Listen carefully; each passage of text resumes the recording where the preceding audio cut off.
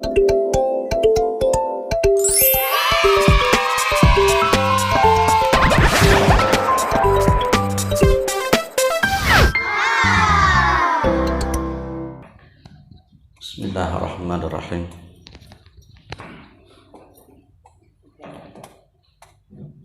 Assalamualaikum warahmatullahi wabarakatuh.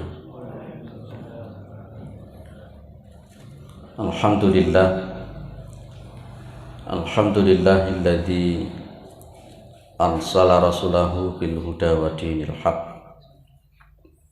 liyudhhirahu 'ala ad-dini kullih wa kafa billahi syahida. Asyhadu an la ilaha illallah wa asyhadu anna Muhammadan 'abduhu wa rasuluhu la nabiyya ba'da. Allahumma shalli 'ala Muhammad wa 'ala alihi wa sahbihi wa man tabi'ahum bi ihsanin ila yaumiddin, amma ba'du. Kita bersyukur kepada Allah Subhanahu wa taala atas segala nikmat yang diberikan oleh Allah kepada kita semua.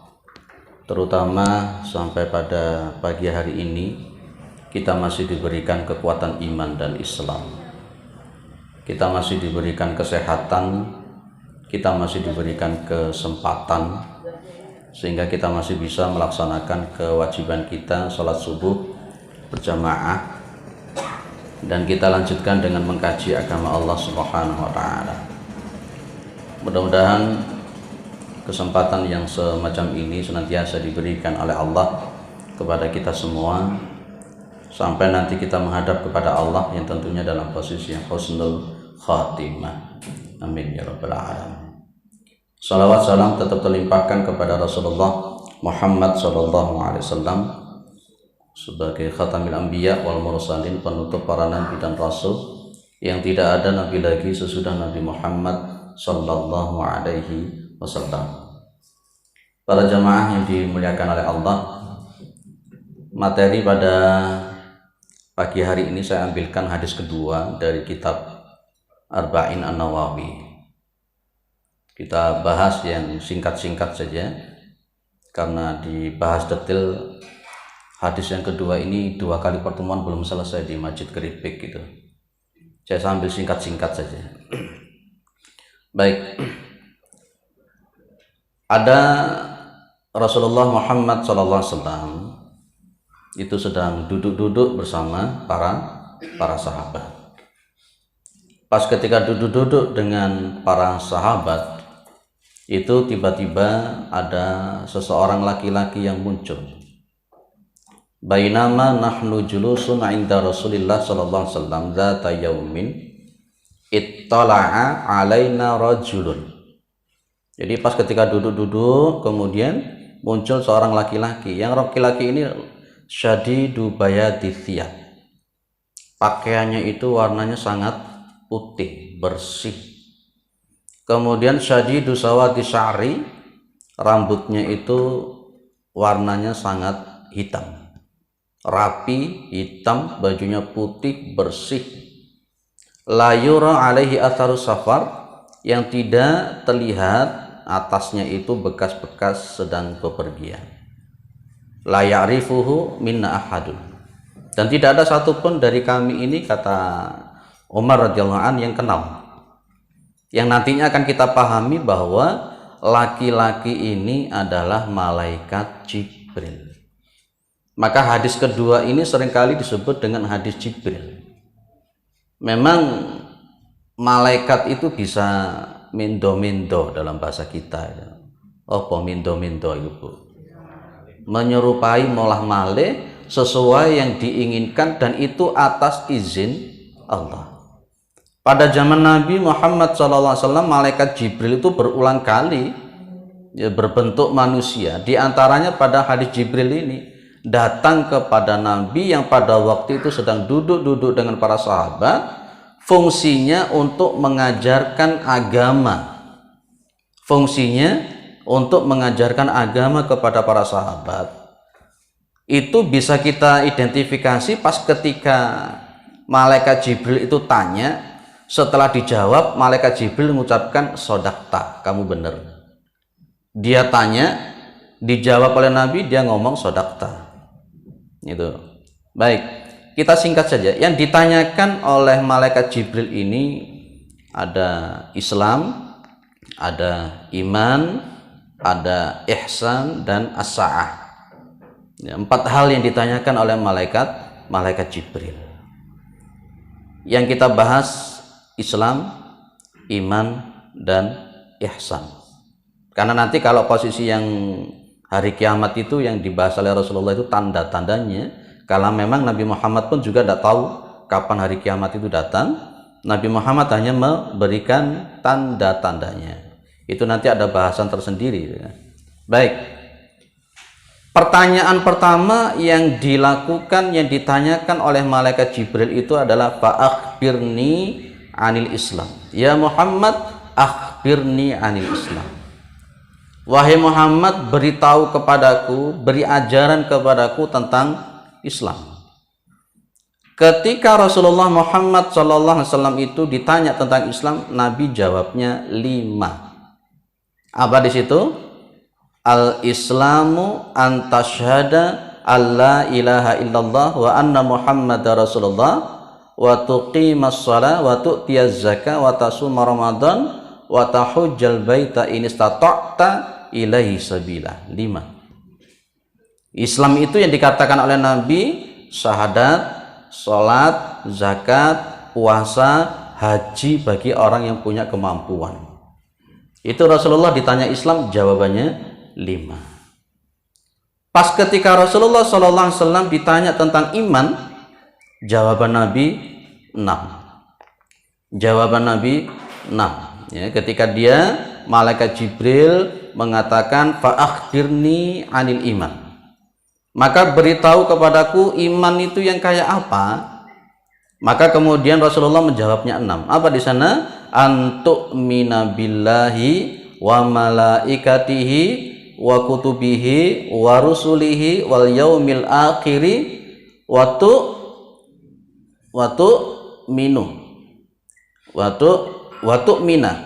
tu'mina bil qadari khairihi wa syarrihi. Ada 6. Ketika engkau beriman kepada Allah, malaikat-malaikat Allah, kitab-kitab Allah, rasul-rasul Allah, hari akhir, dan takdir.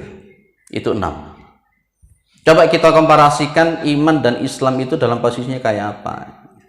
Bapak Ibu yang dimuliakan oleh Allah Subhanahu wa Ta'ala, di warna yang merah, wa idza dzukira al-islamu maqrunan bil imani fin nususi sara likulli wahidin minhuma ma'na khasin bihi fal islamu bi ma'na al-a'mal adh-dhahirah wal imanu bi ma'na al-a'mal al-batinah.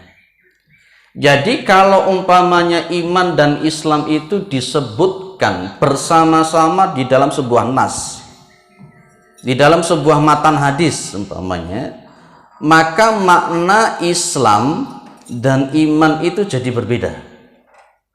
Saya ulang, kalau iman Islam disebutkan bareng-bareng, diletakkan bareng-bareng di dalam satu nas ayat Al-Quran ataupun di dalam matan hadis, maka masing-masing punya makna tersendiri. Yakni kalau Islam itu merujuk kepada amalan-amalan yang dohir, sementara iman itu merujuk kepada amalan-amalan yang batin. Itu kalau disebutkan bareng-bareng dalam satu nas. Tapi kalau umpamanya Islam disebut sendiri, iman disebut sendiri tanpa disebutkan bareng-bareng, maka iman itu juga Islam, Islam itu juga iman. Saya contohkan yang biasanya sering jenengan hafal itu hadisnya itu, min husnil islamil mar'i tarkuhu ma la ya'nihi. Di situ kan memakai kata Islam. Min husnil islamil mar'i, di antara bagusnya Islamnya seseorang itu adalah tarkuhu ma la ya'nihi, meninggalkan apa yang tidak bermanfaat.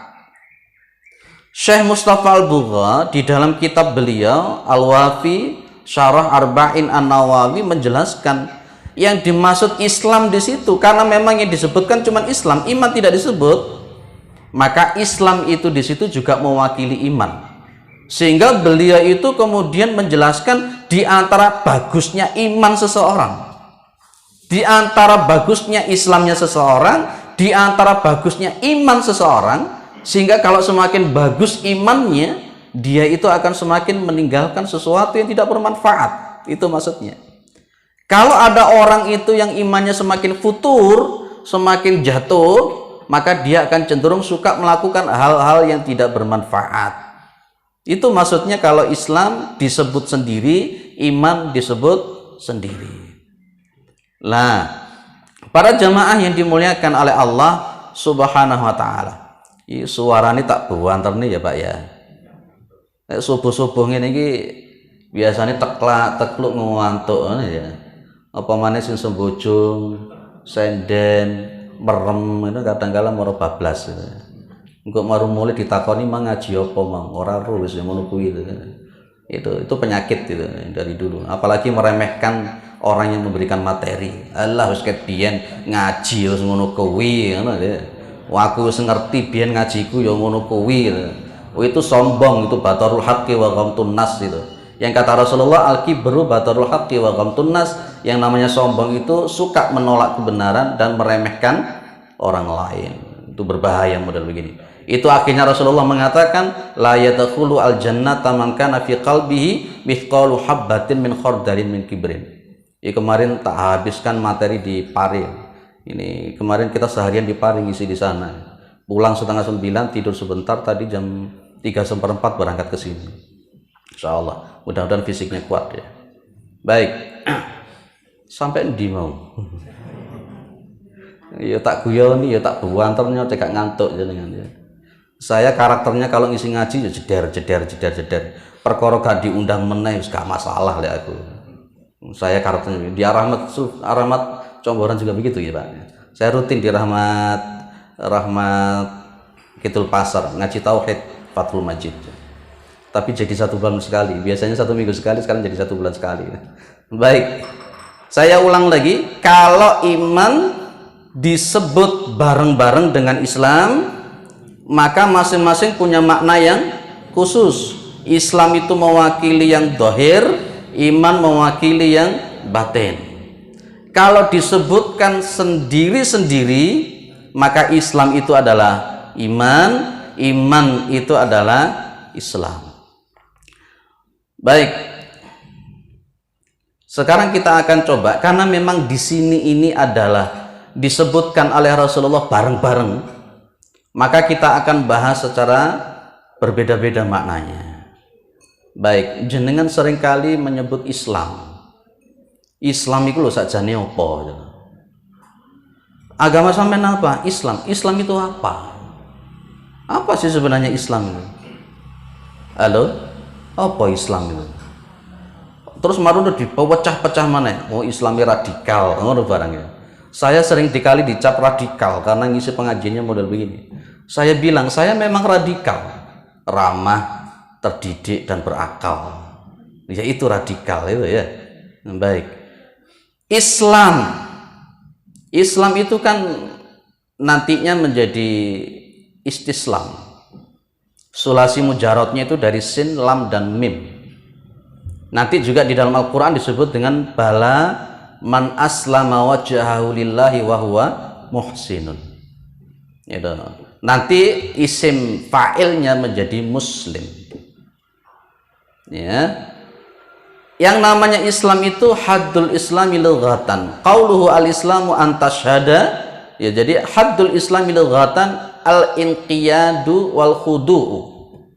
Yang namanya Islam itu al-inqiyad wal khudu'. Khudu itu ya manut, rendah diri di hadapan Allah. Al-inqiyad itu taat, manut. Itu namanya Islam. Kalau memang kita mengatakan ana muslimun, saya muslim, maka konsekuensinya harus manut. Harus manut. Piye kalau ada orang ngomong saya Islam tapi gak sholat? Bagaimana ketika ada orang saya Islam tapi tidak sholat? Karena konteksnya dari secara bahasa itu sendiri, namanya Islam itu al-inqiyat wal khudu, manut, taat, patuh, itu namanya Islam secara bahasa. Sehingga kalau secara istilah, wahwa al-istislamu lillahi bitauhidi wal inqiyadi lahu bitaati wal bara'ati minasyirki wa ahli. Itu Islam yang sesungguhnya. Yang namanya Islam itu adalah al-istislamu, pasrah, manut, taat lillahi kepada Allah, bitauhidi, dengan ketauhidan. Tidak bisa Pak, orang itu mengatakan Islam tapi tidak bertauhid, itu tidak bisa. Tidak bisa. Jadi maka nanti kalau kita lihat di riwayat yang lain, sama di kitab Arba'in An-Nawawi, ada kalimat bunyal Islamu ala khamsin. Islam itu dibangun atas 5 perkara. Syahadati alla ilaha illallah wa anna Muhammadar Rasulullah, wa iqamis shalah, wa ita'iz zakah, wa shaumi Ramadan, wa hajjil bait man istata'a. Islam itu kata Nabi dibangun atas 5 perkara. Diawali dengan antasyhada alla ilaha illallah atau syahadati alla ilaha illallah. Bolehkah kalau saya gambarkan begini? Kalau kita itu bangun rumah, itu kan ada 5 hal. Pondasi, tiang, dinding, atap, isi. Namanya syahadat itu ibaratnya pondasinya. Kenapa? Nanti kalau jenengan munasabahkan dengan Al-Ghasyiyah ayat 3 sama 4, amilatun nasibah tasla naran hamiyah. Rekodoyo melakukan amalan, amilatun nasibah, sungguh-sungguh melakukan suatu amalan, tapi tasla naran hamiyah. Loh, ada loh orang itu yang sholating getu, poson apa getu iki, Pak?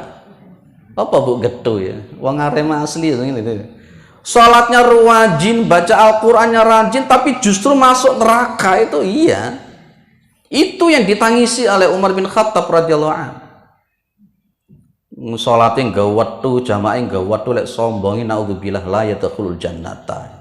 Sampai Allah Subhanahu wa taala mengatakan dalam hadis qudsi, al-'azamatu ridai, al-kibriya'u izari, ya, faman naza'a wahidan minhuma alqaituhu jahannam. Ya, yang namanya sombong, keagungan itu adalah selendangku. Ya, kesombongan itu adalah sarungku. Faman naza'a wahidan minhuma alqaituhu jahannam. Barang siapa yang mencabut salah satunya, kesombongan itu, kebesaran itu, aku lemparkan dia ke dalam neraka. Saya tidak peduli. Wah, sholati wakeh, bah maca Qur'annya kelek sombong, suka ngeremehkan orang, jangan harap bisa masuk dalam surganya Allah. Itu salah satu yang bisa merobohkan. Lah ini yang disebutkan oleh Rasulullah Muhammad SAW itu adalah pondasinya apa? Amilatun nasibah. Banyak orang-orang yang melakukan sholat, banyak orang-orang melakukan amalan-amalan ibadah, tapi tasla naron hamiyah. Apa itu syahadat? Apa itu tauhid? Suatu saat Umar bin Khattab itu ketemu sama pendeta, ulamanya orang Yahudi, ulamanya orang Nasara. Dipanggil itu ulamanya Yahudi, ulama Nasara itu dipanggil, ta'ali. Kemudian setelah datang, dilihat dari atas sampai bawah, ada bekas-bekas ibadah yang begitu luar biasa. Cukup lama dia melakukan ibadah itu. Setelah dilihatin begitu, kok Umar bin Khattab nangis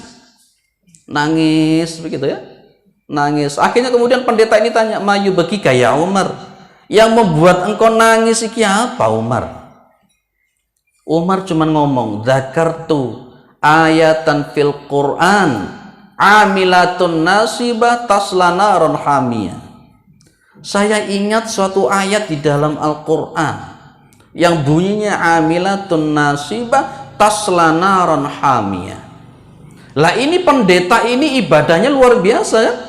Tapi karena dia menyekutukan Allah, dia masuk ke dalam nerakanya Allah. Disitulah kemudian Allah mengatakan, wala in asyrakta la yahbatanna amaluka wa la takunanna minal khasirin. Kalau engkau itu menyekutukan Coba ingat hayat ini bunyinya pakai mufrad anta. Siapa yang diingatkan, Pak? Siapa? Nabi. Pakai kalimat walain asyrakta. Kalau kita belajar isim domir itu kan ada anta. Betul kan? Kalau anta kita masukkan dengan fi'il, kalau fi'ilnya fi'il madi menjadi asyrakta, dorobta, kan begitu? Nabi Muhammad langsung diingatkan oleh Allah, "Hei Muhammad, kalau kamu itu menyekutukan Allah, la yahbatanna amaluka." Amalan kamu hapus, hilang semuanya. Itu Nabi Muhammad dikonok nih, apalagi kita. Nah, itulah saya katakan tadi namanya, makanya dalam konteks Islam itu tadi oleh Rasulullah diawali dengan antasyhada alla ilaha illallah. Syahadatain dulu yang didulukan. Tauhid. Karena itu adalah dasarnya. Pondasinya. Saya contohkan mungkin yang di masyarakat ya. Ada hadis begini ya. Ini masalah dukun. Sekarang banyak uskun ya. Sekarang banyak uskun, ustadz dukun. Sekarang banyak begitu ya. Main domen-doni kasihnya ustadz, kiai, tatano doboler ya. Kalau dalam istilah YouTube itu namanya doboler ya. Dibongkar habis-habisan itu sama Ustadz Muhammad Faizal. Rasulullah pernah ngomong begini, man ata arrafan, barang siapa yang mendatangi arraf. Pernah dengar kata-kata arraf? Arraf itu orang yang ngaku-ngaku bisa mengetahui hal-hal yang gaib, ngaku-ngaku bisa mengetahui masa depan dan seterusnya, itu namanya arraf. Au kahinan, dukun. Barang siapa yang mendatangi, bahasa saya paranormal itu aja yang enak ya. Barang siapa yang mendatangi paranormal, mendatangi dukun, fasa'alahu an syai', dia bertanya dia itu sesuatu, fasaddaqau bima yaqul, dan dia membenarkan apa yang dikatakan oleh dukun atau paranormal tadi apa? Lam tuqballahu sholatu arba'ina yauman. Salatnya tidak diterima selama 40 hari. Riwayat Muslim, sahih sanadnya. Padahal kita cuma datang ke dukun, tanya, kita membenarkan apa yang dikatakan dukun, 40 hari salat tidak diterima. Oh, pemane lek nglakoni sing aneh-aneh. Loh, itu loh Allah ndak ridho kalau Allah itu disekutukan. Allah ndak ridho. Karena kita konteksnya kul huwallahu ahad. Kadang-kadang kita gak sadar ndelok Roy Kiyoshi namanya. Ono sing seneng Roy Kiyoshi itu. Roy Kiyoshi itu di TV, katanya itu memang paranormal yang luar biasa, paranormal muda yang biasa. Tapi kemarin pas ketika uangnya 1 miliar dibawa orang itu dia tidak tahu. Kan lucu juga ya. Katanya bisa merasal nasib orang, tahu nasib orang, nasibnya dia sendiri dia nggak tahu. Digoroi tok kita itu. Datang kepada pas kata mantu, mau nikahkan anaknya, datang sama orangnya dihitung-hitung. Wah, iki anakmu iki kemis paing. Iki mantumu iki Jumat Wage, iki jenenge gewing. Lah gewing kok rabi ngene. Lah itu kahin itu arraf. Lain jangan datang ke situ 40 hari tidak diterima. Saya dulu nikahnya bulan Suro. Hujan dawares akhirnya ana wong wedok-wedok nguncalni jeruan di atas terop. Lucu, enggak logis belas. Mosok malaikat Mikail wedi karo konoan. Tidak bener belas. Makanya kita harus belajar tauhid. Harus belajar tauhid supaya kita ya. Bulan Suro saya nikah, nggak peduli. Anak saya bulan Safar juga khitannya, nggak ada gitu-gituan gitu biasanya. Diundang mana nggak kira-kira yang ngomong ini gitu, nggak diundang ya ben. Jadi pondasi kita adalah tauhid syahadat, tiangnya adalah sholat. Makanya Nabi mengatakan as-sholatu imadud din. Sholat itu adalah tiang agama. Faman aqomaha faqad aqomad din, waman tarokaha faqad hadamad din. Itu barang siapa yang mendirikan sholat berarti dia mendirikan agama. Kalau dia meninggalkan sholat berarti dia merobohkan agama. Itu tiang. Kemudian ada namanya puasa. Nabi mengatakan as-saumu junnatun. Puasa itu benteng. Berarti itu Kan persis lah, bunyal Islam ala khamsin. Kemudian yang namanya zakat itu atapnya.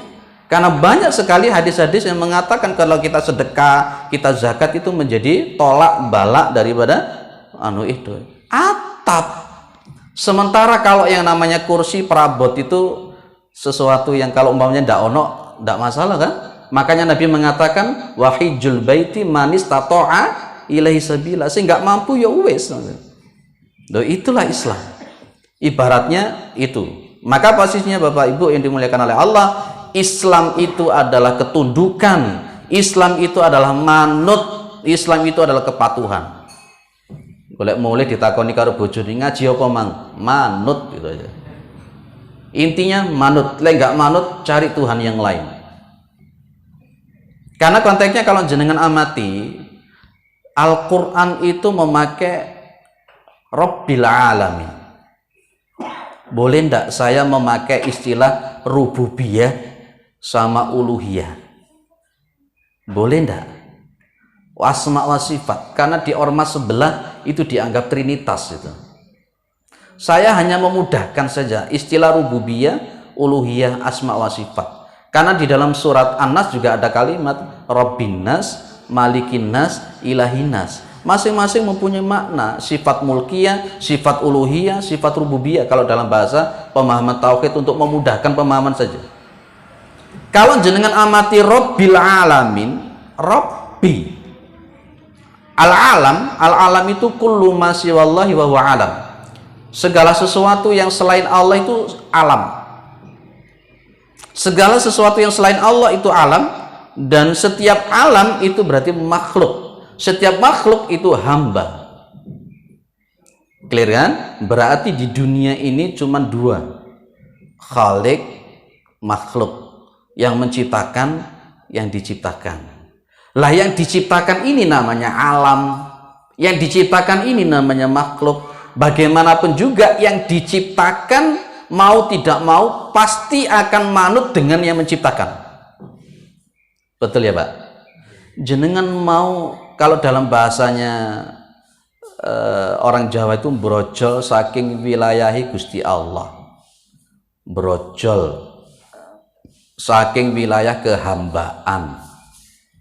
Brojol itu metu meksa, keluar dengan paksa, akan keluar dari wilayah kehambaan kita. Tidak mungkin Pak. Pangkatnya dhuwur apapun tetap makhluk hamba. Sak pinter-pinternya apa tetap makhluk hamba. Sak kuat-kuate tetap makhluk hamba. Namanya saja makhluk hamba, itu kudu manut marang Gusti, kan begitu itu. Kalau kita tidak mau manut sama Gusti Allah, cari Tuhan yang lain. Itulah Islam sebenarnya konteksnya. Maka sampai ketika kemudian Nabiullah Ibrahim di dalam akhir-akhir juz yang pertama itu kan wa wassa biha Ibrahimu banihi wa Yaqub innallaha astafa lakumuddin wa la tamutunna illa wa antum muslimun. Yang disebut dengan wala tamutunna illa wa antum muslimun itu ya al-inqiyat ini. Dan Rasulullah Muhammad SAW itu menyebut bahwa Islam tadi itu 5 hal yang bersifat dohir. Maka di antara tanda orang itu manut atau tidak, dilihat dia mau tidak melakukan aturan-aturan yang disampaikan oleh Allah, termasuk 5 hal itu. Bisa terpahami ya Bu ya? Di antara ciri patuh manut berarti melakukan kewajiban yang sudah diatur. Makanya tadi sudah saya tanya, orang kalau mengatakan Islam tapi kalau nggak sholat piye? Orang itu mengatakan Islam tapi sombong, itu piye?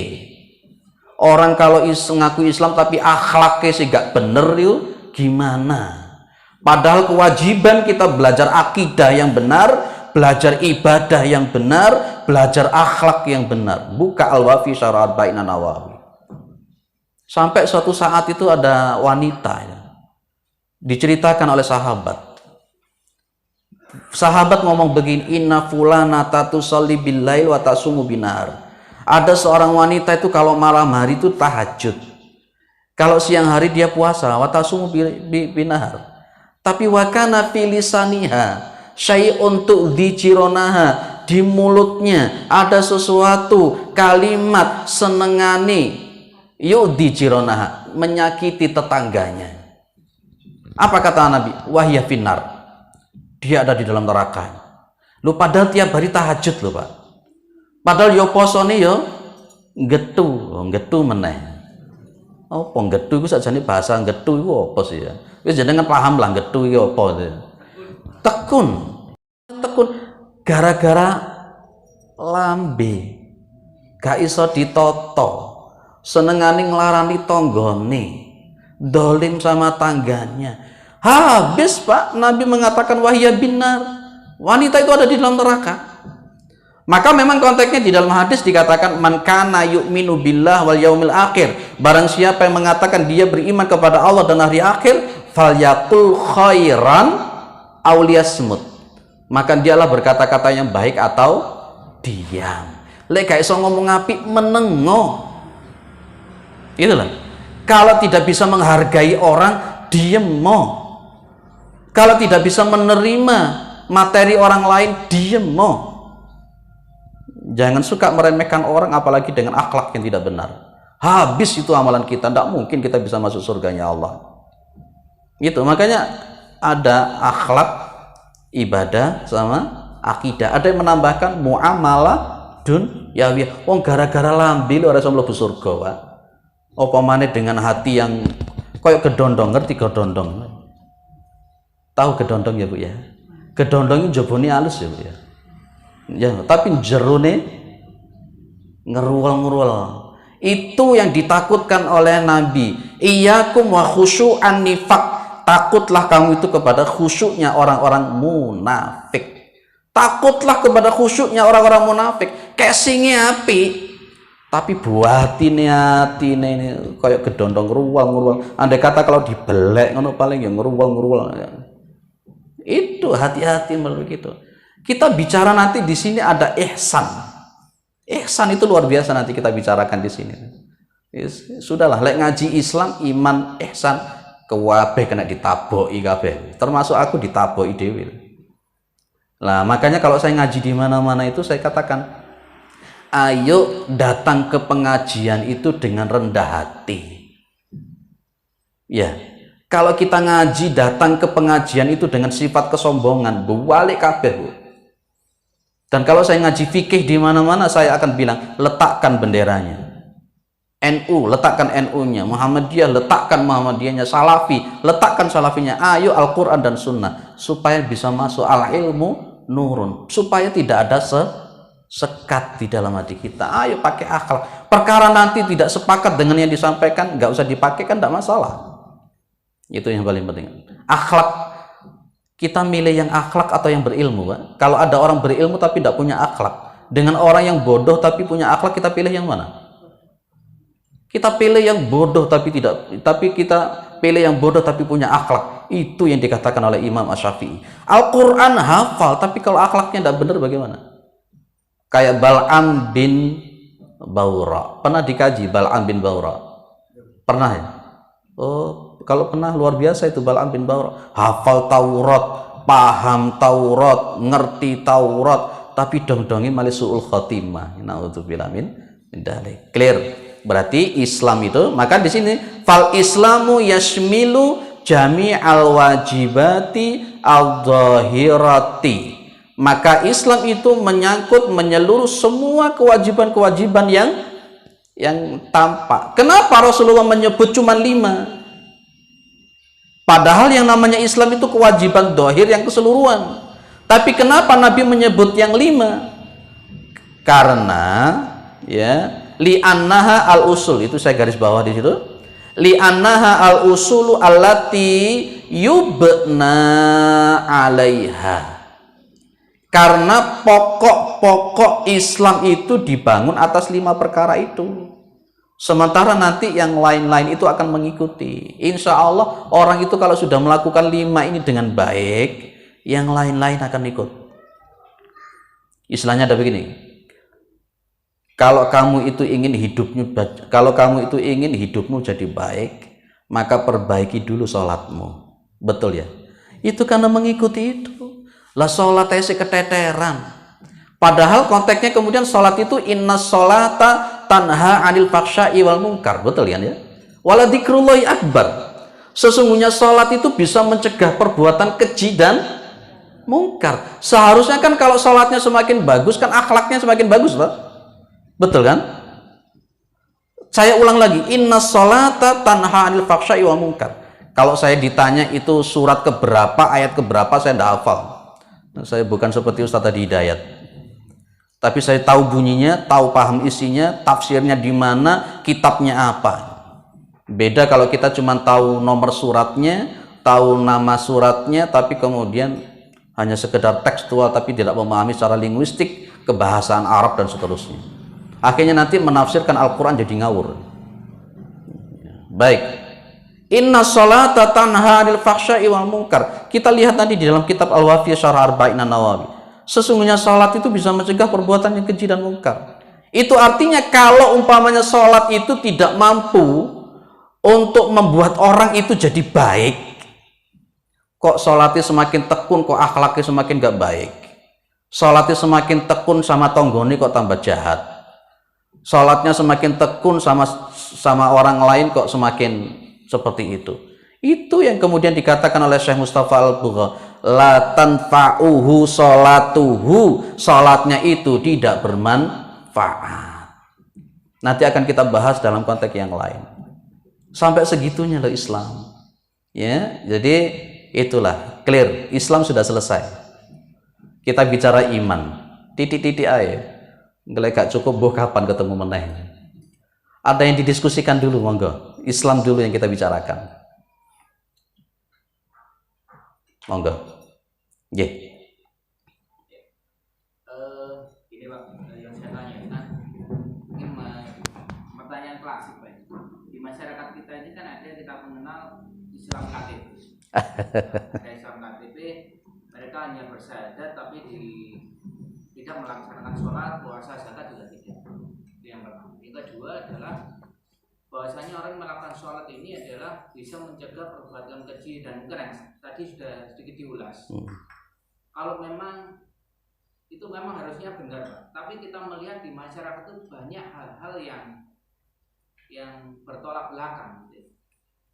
Dan ada ancaman bahwasanya orang yang sholat itu bisa jadi baik di mata manusia tapi nol di mata Allah. Betul. Itu apa yang melatar belakangi? Baik. Sampun, nggih Pak? Nggih.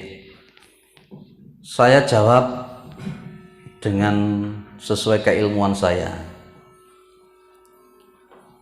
Islam KTP itu secara Islam itu sebenarnya tidak ada Islam KTP itu ya. Itu mungkin hanya untuk memudahkan saja. Itu hanya untuk memudahkan saja ya. Hanya untuk memudahkan kalau orang itu Islamnya meknong KTP netok, Islamnya cuma di kakaknya tok.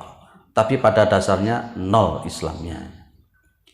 Sudah saya katakan sejak awal bahwa yang namanya Islam itu adalah aplikatif. Islam itu adalah laku. Islam itu adalah laku.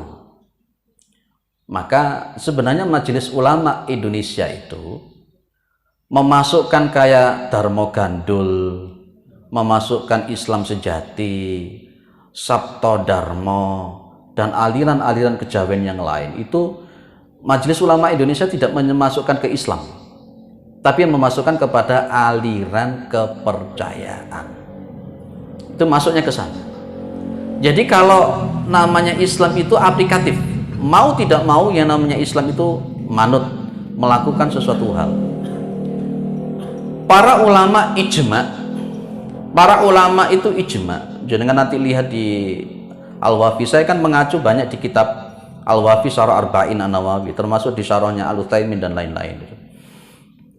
Majelis Ulama Indonesia pun juga mengaminkan apa yang dikatakan oleh para ulama, kalau ada orang itu ingkar loh ya, ingkar satu saja daripada rukun Islam, maka hukumnya dia kafir. Satu saja. Dalilnya apa? Coba kita amati apa yang dilakukan oleh Abu Bakar As-Siddiq. Abu Bakar As-Siddiq itu dia memerangi orang-orang yang ingkar zakat. Yang itu sempat berdiskusi dengan Umar bin Khattab radhiyallahu anhu. Dan akhirnya Umar legowo dan orang-orang yang ingkar zakat diperangi oleh Abu Bakar.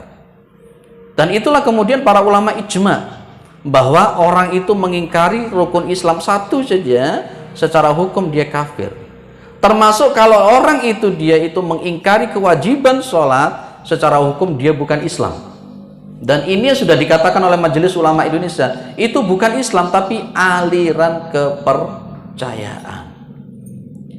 Ada orang begini kemudian dibahas oleh Syekh Mustafa Al-Budha.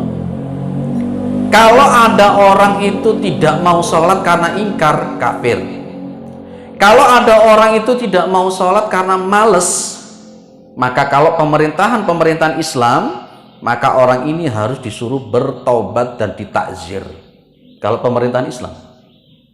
Lah sekarang muncul pertanyaan, ada orang ngaku Islam tapi 10 tahun nggak sholat, itu ingkar atau males itu? Halo? Hukumnya apa menurut? Kira-kira lek mati perlu disolati apa enggak? Saya masih sepakat dengan beliau almarhum Pak Kiai Haji Mukhid, dan saya sepakat juga dalam konteks-konteks yang saya punya itu, kalau orang model seperti itu gak usah disolati, supaya buat jerah orang-orang yang lain. Oh jenengi Islam itu sing tenanan, karuan kaya Sukmawati mlebu Hindu wes. Iya bener jenengi Sukmawati ya, usia 70 tahun wis tambah tuwek tapi malah mlebu. Itu yang kemarin dulu yang menghina azan itu ya, yang menghina azan dengan puisinya itu, Mas. Sekarang malah melebunan, lek ngono wis karuan misalnya. Ya daripada munafik semacam itu. Itu ya kenceng-kencengan aja Bapak. Nomor 2 tadi ya Bapak. Sampai lali pertanyaannya. Yang melakukan sholat itu kan sebenarnya mencegah perbuatan keji. Baik. Paham. Begini Pak. Kalau kita melakukan ibadah itu ada 2 timbangan. Jenengan lihat nanti di syarahnya Riyadhus Shalihin punyanya Al-Utsaimin. Gitu. Di situ para ulama menyebut bahwa orang yang sholat itu timbangannya 2. Orang yang ibadah itu timbangannya 2. Ada mizan zahir, ada mizan batin. Ada timbangan-timbangan batin, ada timbangan-timbangan zahir. Kalau untuk yang timbangan batin itu al-bayyinah, wa ma umiru illa liya'budullaha mukhlishina lahuddin hunafa'a wa yuqimus salata wa yu'tuz zakata wa dzalika dinul qayyimah. Itu timbangan batinnya. Nanti konteksnya kemudian di dalam Al-Maun ada lagi fawailul lil musallin alladzina hum an salatihim sahun alladzina hum yura'un. Itu adalah yang timbangan batin. Ada orang itu sholat di masjid imam bonjol jamaah. Dalam pandangan orang, wong iki soleh rek, wong iki wapi rek, wong iki rek. Tapi dalam pandangan Allah, orang itu bisa jadi dianggap munafik, dianggap kafir, dianggap musyrik. Kenapa begitu? Karena ya batinnya tadi itu. Di Syria sana ada orang sholat Kristen Ortodok.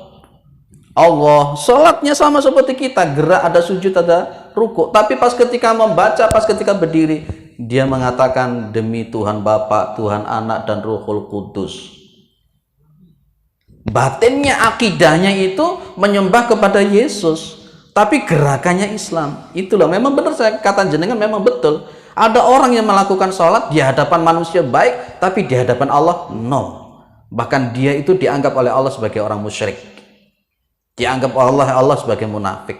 Nanti jenengan amati ada beberapa kitab, termasuk di kitab Sahih Adabil Islamiyah yang saya bahas rutin di Manarul Islam itu, dan juga di kitab Fathul Majid itu ada riwayat dari Abu Hurairah dan ada riwayat dari Ibnu Abbas. Itu kan ada 3 kan? Ada orang yang mati syahid, ada orang yang ahli ilmu dan baca Al-Quran, dan ada orang yang ahli sedekah. 3 orang ini oleh Allah masing-masing dikatakan apa? Kadzabta, kamu dusta. Wa qalatil malaikatu kadzabta. Malaikat juga mengatakan kamu dusta. Oh, kamu dulu tuh sholatnya bukan karena ini, kamu jihadnya bukan karena ini. Ditolak semua oleh Allah Subhanahu wa taala. Itu namanya mizan batin. Ya, ada namanya mizan dohir. Mizan dohir itu adalah apakah yang dia lakukan itu sesuai dengan contohnya atau tidak. Dalilnya apa? Man amila amalan laisa alaihi amruna fahuwa raddun. Barang siapa yang mengamalkan suatu amalan yang itu tidak ada dalam ajaran kami, fahuwa raddun, maka dia tertolak. Ada orang yang sholat di hadapan Nabi. Ada orang sholat di hadapan Nabi. Setelah sholat dia ngadep kepada Nabi. Nabi ngomong apa? Sholli fa innaka lam tusalli. Kamu belum sholat. Sholat lagi kamu belum sholat. Loh, lah Kanjeng Nabi tuh melihat orang itu sholat loh. Tapi kata Nabi belum. Loh, kenapa begitu? Terus kemudian orang ini sholat lagi kedua kalinya kan? Akhirnya menghadap kepada Nabi. Setelah menghadap kepada Nabi, orang itu digitingkan sama Nabi. Sholli fa innaka lam tusalli. Sholat atau meneh, kamu belum sholat. Sampai 3 kali gitu. Setelah orang itu sholat 3 kali menghadap kepada Nabi, sama Nabi diajari gimana cara sholat yang betul. Tsummarka hatta tatma'inna raki'an, tsummarfa hatta tatma'inna qa'iman, tsummasjud hatta tatma'inna sajidan, tsummarfa hatta tatma'inna jalisan. Itu dikatakan Nabi. Ternyata orang itu tadi sholatnya tidak sesuai dengan tuntunannya Nabi Muhammad SAW. Itulah namanya apa Pak? Mizan dohir. Lah makanya kadangkala kita itu ngomong, aku mlebu surga. Kenapa kok masuk surga? Karena saya sholat. Loh, sholat itu bener kadangkala. Mizan batinnya maupun mizan dohir. Bener kata Nabi mengatakan, la yadkhulu ahadukum al jannata bi amalihi. Kalian semua itu tidak akan bisa masuk surga dengan amalnya. Makanya ojo kemelintir. Aku paling gak womes dengan orang kemelintir. Rasulullah tidak suka dengan orang yang kemelintir. Kadangkala nggak ngerti tapi sok-sok ngerti. Imam Malik itu ditanya 10 pertanyaan. Imam Malik loh. Yang dijawab cuma berapa? 2. Yang 8 tidak dijawab. Imam Malik ngomong, la a'rif, saya nggak ngerti. Itu Imam Malik. Oh, kita ini kadang nggak ngerti sok-sokan jawab. Nggak karu-karuan. Kemelintinya. Berapa kitab yang sudah kita baca? Bahasa Arab sampai mana kita sudah belajar bahasa Arab? Nahwu, sharaf, mantik, balaghat, ulumul Quran, ulumul hadis. Berapa hadis yang kita hafal? Kalau kita menghafal ayat-ayat Al-Quran, ada penafsiran yang kayak apa yang kita ikuti? Ada tafsirul Quran bil Quran, ada tafsirul Quran bi sunnati Rasulullah SAW, ada tafsirul Quran bi qauli ashabi Rasulullah SAW. Kita punya guru. Berapa guru yang kita fanatikan? Sementara Imam Bukhari untuk menciptakan, untuk menulis Sahih Bukhari, gurunya ada 1000 orang. Kurang lebih 1000 orang gurunya Imam Al-Bukhari itu. Lah kita kadang-kala satu guru fanatik tidak karu-karuan. Padahal belum tentu guru itu. Imam Malik, Imam Syafi'i, Imam Hanafi, Imam Hambali semuanya ngomong, kalau nanti kamu melihat ada kaulku, ucapanku yang berbeda dengan Al-Quran dan Sunnah, maka tinggalkan pendapatku. Itu 4 madhab loh ya. Itu 4 madhab. Imam madhab saja masih boleh dikritisi. Apa mana duduk imam madhab. Clear ya Pak? Maka nanti ada istilah wala wal barok. Makanya ayolah ngaji Islam itu sing komprehensif. Ibaratnya ini loh, kadangkala kita orang Islam itu seringkali seperti ini. Ada orang buta itu disuruh mengenali gajah. Iya toh? Sing siji nyekel kuping, telinganya dipegang, yang satu megang buntut, yang satu megang belalai, yang satu megang kaki. Yang megang buntut ditakon, gajah iki piye? Gajah itu panjang kecil kayak ular. Salah ndak orang ini? Hah? Salah apa enggak? Dia menjawab sesuai kapasitasnya karena dia buta. Yang satunya ditanya, gajah itu piye? Dia ngomong, gajah itu tinggi kayak seperti pohon kelapa. Salah apa enggak? Dia buta. Lah itu loh orang Islam itu.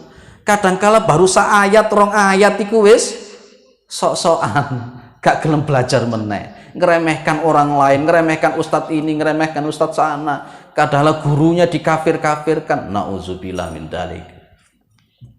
Ada orangnya di sini. Oh, nggak ngaji ya, nggak hadir ya, insya Allah. Wes lek ngaji karo aku jeder wes. Ada yang lain? Gitu Pak. Pak apa Mas ini? Oh Mas.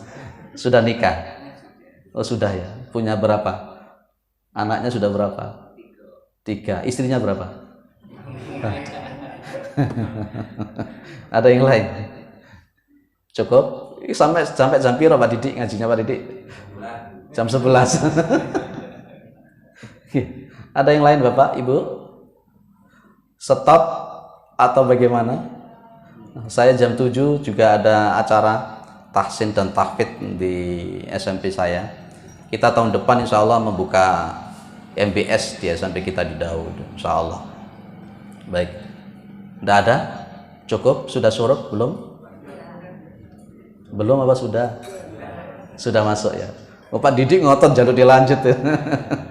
Baik, saya tambah sedikit tentang masalah iman ya Pak. Tidak apa-apa ya Bu ya. Ibu nggak kemana-mana kan? Kalau hari Sabtu biasanya kan libur kan? Ya. Baik, iman itu amal imanu fahadduhu lughatan at-tasdiq. Iman itu secara bahasa itu namanya at-tasdiq. At-tasdiq itu membenarkan. Membenarkan berdasarkan meyakini. Lek membenarkan tok tapi tidak yakin itu bukan iman. Makanya Ibnu Mas'ud radhiyallahu an di dalam statementnya beliau mengatakan al-yaqinu huwa al-imanu kulluh. Keyakinan itu adalah iman secara keseluruhan. Dalilnya yang dipakai apa? Al-Hujurat ayat 15. Lah iki pas apal bunyi suratnya ambil ayatnya pas apal pasan. Al-Hujurat ayat 15. Innamal mu'minuna alladzina amanu billahi wa rasulihi tsumma lam yartabu wajahadu bi amwalihim wa anfusihim fi sabilillah ulaika humus shadiqun. Sesungguhnya orang-orang yang beriman itu orang yang percaya kepada Allah dan Rasulnya, kemudian dia tidak ragu-ragu. Jadi kalau jenengan mengatakan saya beriman, harus di situ keyakinan, yakin, madep, mantep, membenarkan. Makanya seringkali kemudian disebutkan qaulun bil lisan. Namanya iman itu qaulun bil lisan, diucapkan dengan mulut, wa i'tiqadu bil jinan, diyakinkan dalam hati, wa amalun bil arkan, dan diamalkan di dalam perbuatan. Itu namanya iman. Lah iman sama Islam ini saya singkat-singkat saja sebagai satu kesatuan yang tidak bisa dipisah. Pisah tadi sudah saya katakan saya awal. Tidak bisa orang ngomong begini. Ora usah salat yang penting atine apik. Ana ngono wae ya. Ora usah salat yang penting atine apik. Wah, sini subhat yang enggak benar itu. Saya kalau ada orang semacam itu tak tanya. Itu kan kesombongan itu kelihatan. Saya bilangin begini saja, Mas, orang yang hatinya paling baik siapa? Nabi. Orang yang dijamin masuk surga siapa? Nabi. Betul kan? Orang yang pernah menghadap kepada Allah siapa? Nabi. Malah justru di kampung juga ada yang mengatakan, aku gak usah sholat, wis makrifat wisan, wis hakikat aku wisan. Ngombe bir, aku duduk bir, aku hakikat itu berubah jadi wis gak karu-karuan. Titik-titik wali, titik-titik wali. Saya juga wali, Pak. Wali-wali daya. Wali murid saya ini. Itu kan berbahaya konteks semacam itu. Dia sudah hakikat, kamu sudah sholat, sudah. Kapan? Iku mang aku mau sholat. Nanti na Mekah. Waduh, gak karu-karuan teman. Banyak orang udah begitu, tidak bisa. Sholat, jadi iman sama Islam itu satu kesatuan. Tidak bisa, cuma di batin saja. Nggak usah sholat, yang penting hatinya api, nggak oleh. Namanya tadi sudah saya katakan, namanya Islam itu merujuk kepada sesuatu yang bersifat dohir kalau dikatakan bareng-bareng. Ya, jadi itu iman, Pak. Jadi tidak boleh kemudian dipisah-pisahkan. Yakin itu inti daripada iman. Yakin inti daripada iman. Kalau orang itu tidak yakin, Masya Allah. Kemarin saya ditanya tentang masalah hadis. Ustadz, ada ustadz tertentu yang bilang sama saya bahwa yang namanya hadis-hadis itu perlu diteliti kembali. Karena baru dibukukan sekitar 200 tahun setelah Rasulullah wafat. Tak guyon iki koyo Abu Janda sampean itu. Abu Janda juga begitu tanyanya itu. Saya cuma ngomong simpel, orang itu sudah melakukan penelitian atau belum? Ketika dia ngomong perlu diteliti ulang, nggak usah rame-rame, jawab saja. Anda sudah melakukan penelitian belum terhadap sunnah itu? Untuk meneliti satu sanad hadis saja, satu harian durung karuan jenengan bisa. Kenapa? Ketika untuk meneliti salah satu hadis itu, meneliti rawinya. Sanadnya itu diliti dari A ke B, B ke C, C ke D, D ke E. Untuk meneliti yang paling awal adalah ini mutasil atau tidak, ini pernah ketemu ini atau tidak, ini. Untuk bisa mengetahui ini ketemu ini atau tidak, harus ngerti tahun lahirnya, tahun matinya. Itu nanti ada istilah munqati. Oh ini nggak ketemu. Terus juga nama Ahmad itu juga banyak. Ahmad yang mana? Maka disitulah ada kitab yang luar biasa panjang namanya Rijalul Hadis. Nanti ada Tadribur Rawi yang membicarakan ini rawi ini dobit, orang ini munqati, orang ini matruk, orang ini kadzib, itu ada. Sudah sampai sana belajarnya? Membaca Quran sih pelewetat-peletot ya. Tapi sok-sokan sudah paham dengan Al-Quran. Orang ngilokna aku, Pak, ngetrek-ngetrek saya ini. Supaya kita itu berislam itu mbok yo sing sejuk, berislam itu yang punya akhlak. Saya beda, Pak, kalau ngisi pengajian begini der. Tapi kalau di luar pengajian saya itu radikal, ya ramah, ya terdidik, ya berakal sama orang, ya senyum. Saya sama orang NU ya senyum, sama orang Salafi juga senyum. Ngapain? Apa ada enggak yang membedakan? Ada enggak dalilnya orang Muhammadiyah enggak boleh senyum sama orang NU? Ada enggak dalilnya orang NU enggak boleh senyum sama orang Muhammadiyah? Golek ono sampai elek. Nabi cuma mengatakan tabassumu kali akhika sodakotun. Senyum Anda kepada saudara Anda itu sodakoh. Lah kita ini kadang-kala ketemu sesama muslim, senyum saja lo gak iso. Kate rukun teko ndi? Senyum saja lo gak iso. Kadang-kala ndak mau senyum hanya gara-gara beda ormas. Iku teko ndi sing ngajari sapa? Wah kok ngaji sampai jam 11 tenanan lek ngene modele.